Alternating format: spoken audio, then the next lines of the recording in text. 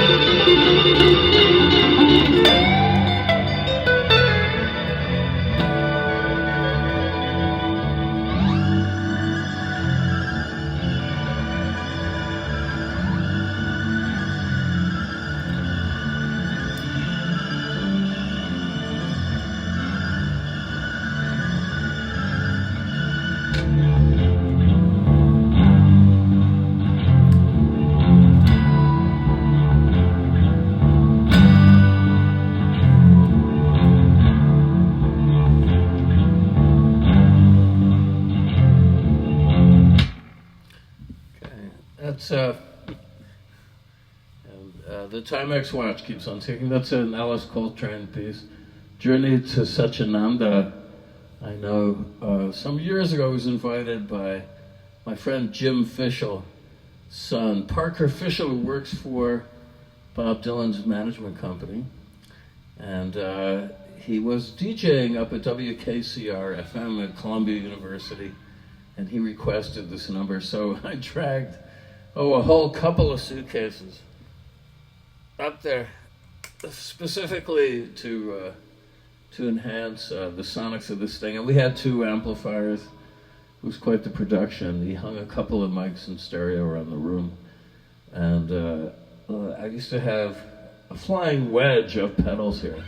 You can see from the pictures I've posted of Lulu, she's really made her peace with these pedals. God forbid she pees on them or vomits on them. And this was exactly the reason I avoided getting a dog for many years, for fear that there would be irreparable damage done to my guitars and my gears and whatnot. But I think she's accommodated herself very well. The main problem I think that's driven her to repose pretty much here is the fact that her sleep pillow area over here is frequently occupied now by my electric guitar, because I use it for a guitar stand, it being kind of a limited space in the Lucas Fun Palace over here. But anyway, I hope you guys are doing well today. I think that the whole sideshow going on in Orlando, is that where they're holding the CPAC convention? It's an appropriate place, it being the home of Disney World, among other American spectacle exhibitions. I remember Banksy had sort of the Unfun Fair set up in Brighton or someplace on the coast a couple of years ago, with various sort of dystopic and dyspeptic illusions and what would you say, tableau set up illustrating one dysfunctionality after another.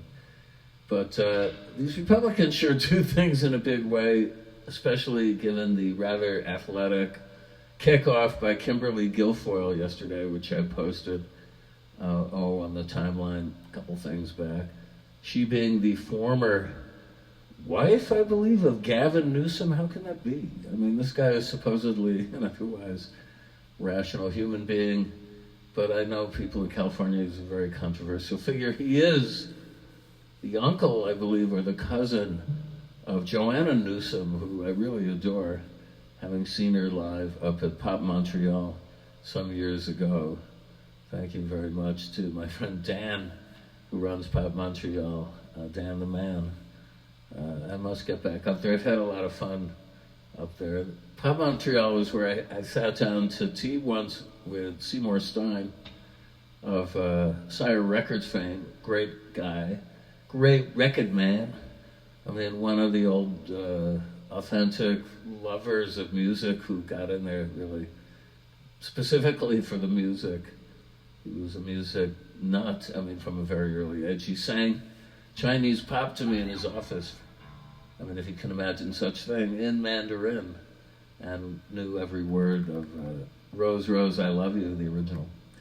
But I said to Seymour back then, I may have related this story, but I said, look, I know that you're very active in the Rock and Roll Hall of Fame.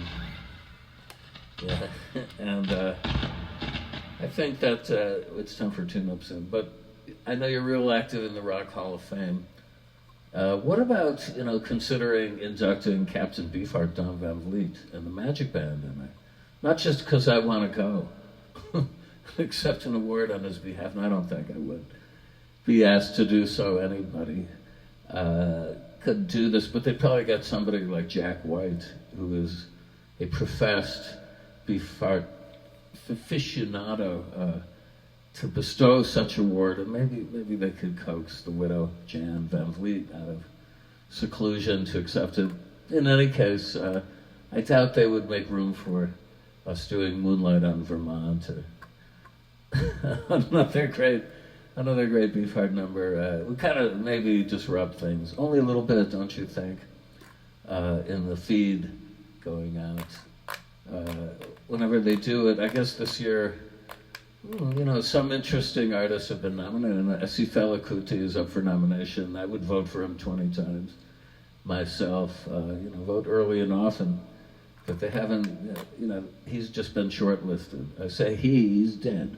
Mostly, they like to talk to a lot of dead artists. But so Beefheart certainly qualifies on that score, him being, long gone since 2010.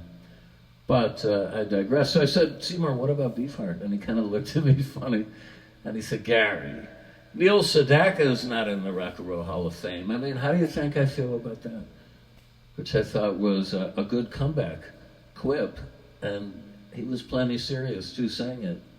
Now, I love Neil Sedaka as much as the next fellow, and I remember, sicking out at my summer camp. I went to this fancy schmancy Jewish camp up in Maine called Camp Kennebec, where many future Jewish American movers and shakers were parked while their parents wanted to catch some solitude from their hideous charges over the summer.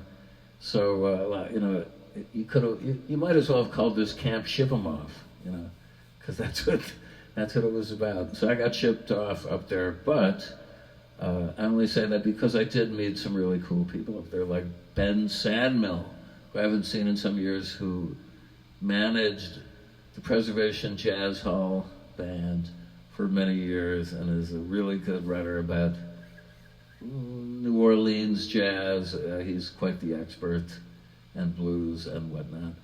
But anyway, one time I sicked out.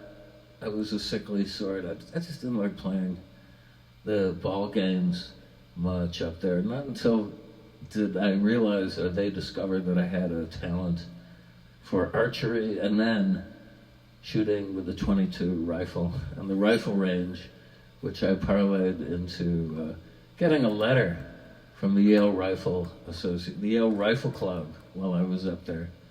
I was in there for a few years, and that was a lot of fun. And other stories, those are some other stories, but to cut to the chase here, so I was staying, in somebody's cabin with television while they decided what to do with me. They sent me back to the infirmary. I was out in the wilds, camping out in this phase of the Kennebec experience. And anyway, they had American Bandstand, which we didn't get up in Syracuse.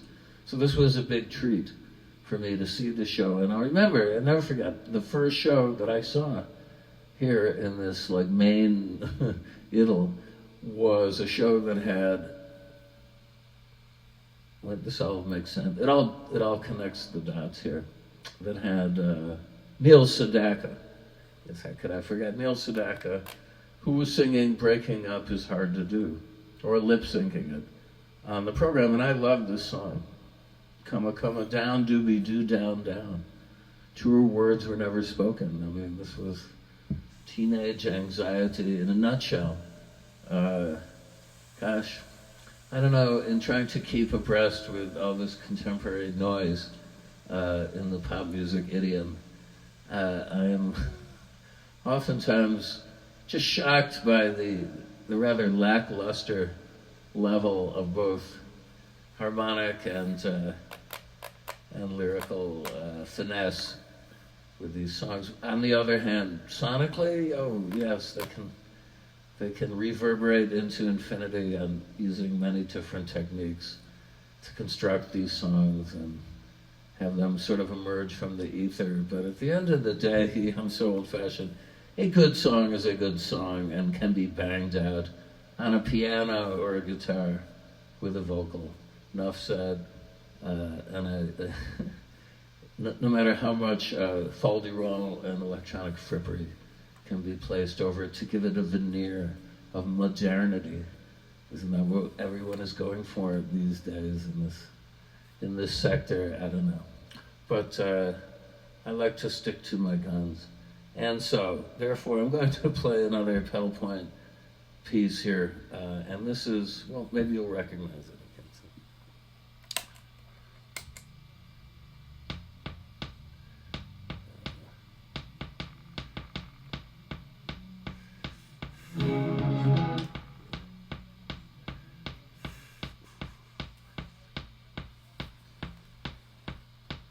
Gotta get this tempo right here.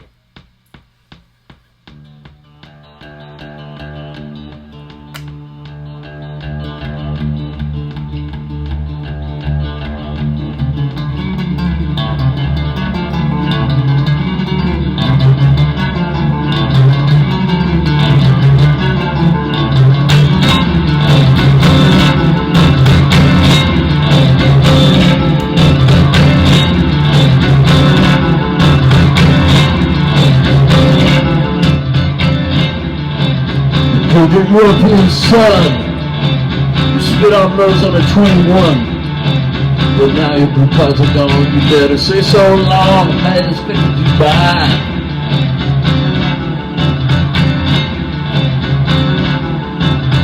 Get your wallpapers green. You wanna make love to the scene. The European sun is gone, say so long, until hey, bye, bye, bye.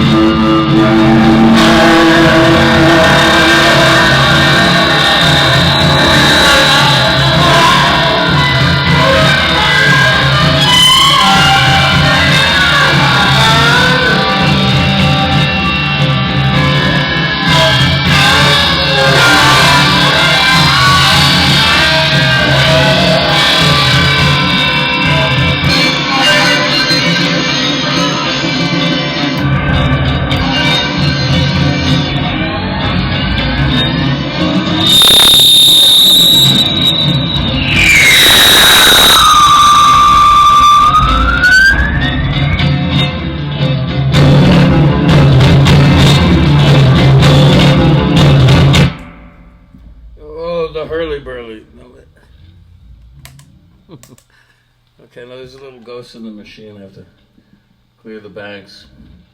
Yeah, so what was I saying? Oh, about this and that and modern pop music thing. Well, all I gotta say is that the fact is there is no fact, and you can do whatever you want as far as musical expression. Don't let anybody, any old curmudgeon like me, tell you differently. There is no one way to go about this stuff, and you never know. But that, I think the idea of staying true to your guns is something that should be of paramount importance. If you're a young person aspiring to do music, either for a living or for yourself or your friends or for fun, you have to please yourself first. You know, it's like a Ricky Nelson garden party thing. And so, while I got your attention, I'm on to yet another Luc Sante book. This one is Kill All Your Darlings, which is apparently then attributed to William Faulkner. I don't know what the context was, but maybe while he was an unhappy screenwriter in Hollywood, it was a general remark. But there's also an epigraph in here, and it's in French. It's kind of the reverse sentiment, and it is Boris Vian, one of my favorite French existential musicians, writers, great all-around guy, hipster, who said, "Et on tuera tous les affreux," so you should kill all the frightening people, yeah, all the afflicted people. Here's another good one that I got secondhand through Amazon Marketplace, great place to scrounge books that are no longer in print, and this is the script and a monograph about great Louis Buñuel film Belle de Jour from 1967, which at the time he made it, he thought that was going to be it. He's quoted in several interviews in here as saying, "I'm done. I'm going back to Spain. Well, probably Mexico. I may go to Spain for a few more cocktails or something, and someone will bring me, but basically, yeah, I don't want to come back to France anymore. I'm really done with films." But as we all know, he did a few more which are great, such as The Obscure Object of Desire and The Discreet Charm of the Bourgeoisie. And anyway, Buñuel also laces in to Fellini, unfortunately, in this interview. He had just seen Juliet of the Spirits, and he was very disappointed and thought that its surrealist origins really had nothing to do with surrealism as he knew it, and that he was so aware of Fellini's technique that he was kind of just, he'd liked early films by Fellini. Now, I like Juliet of the Spirits, all right, and I love late Fellini, such as Satyricon and Fellini Casanova. So I vehemently would disagree with Buñuel here. Fellini is just about my favorite, along with Buñuel and Joseph Losey and Bergman and Antonioni, a few others. But it's really good to check the script out, because he wrote the script in collaboration with Jean-Claude Carrière, who recently passed away, who was involved in quite many fantastic art film projects as a scenarist. And anyway, it just makes me want to go back and revisit these films and look at them closely. I just saw a great recreation, well, restoration, but not 100%, of a film by Joseph Losey, Eva, which is one of my favorite films with Jean Moreau and Stanley Baker. And I don't know what to say. It's certainly worth chasing down through Powerhouse Films. The fact is, you need a player that will play Region B Blu-rays, and not all of them do, so check that. But you can find for under $100, for instance, a Sony that will do this. There's a website called 220 DVDs, and they'll steer you right on this, because they'll modify it themselves. They hack into these things to enable them to play Region B Blu-rays, and it's a really good print, and it has some additional footage. I don't want to give the whole thing away, but there's some telling scenes of, not that long, maybe 20, 30 seconds near the end, that add extra layers of information to the film that I didn't know existed, and enriched the whole viewing experience for me. Again, it's a hypnotic film. I don't want to give away too much about it. I think it's Jean Moreau's best, and well, go ahead and get it, and then contact me. We could discuss it. I hate to talk about these things that are not generally available to everybody. I don't even think that a regular old DVD is still available. I know Kino put one out for a couple of years back in the 90s, and pressed up whatever they pressed up, sold them, and then probably their license expired. That was it for that version. But that was a good one if you can locate it. I'm not so sure that the Blu-ray experience between you and I enhance the visual details so much for viewing stuff, even on gigantic flat screens TV. I mean, now this could be a function of my own somewhat failing eyesight. I definitely need reading glasses pretty much these days, but to take in a film, on a flat screen, it's not the same as the cinema experience. And I'm so happy to report that they are going to start reopening cinemas in New York, at least tremendously limited capacity, but nevertheless, a good opportunity to catch up on films.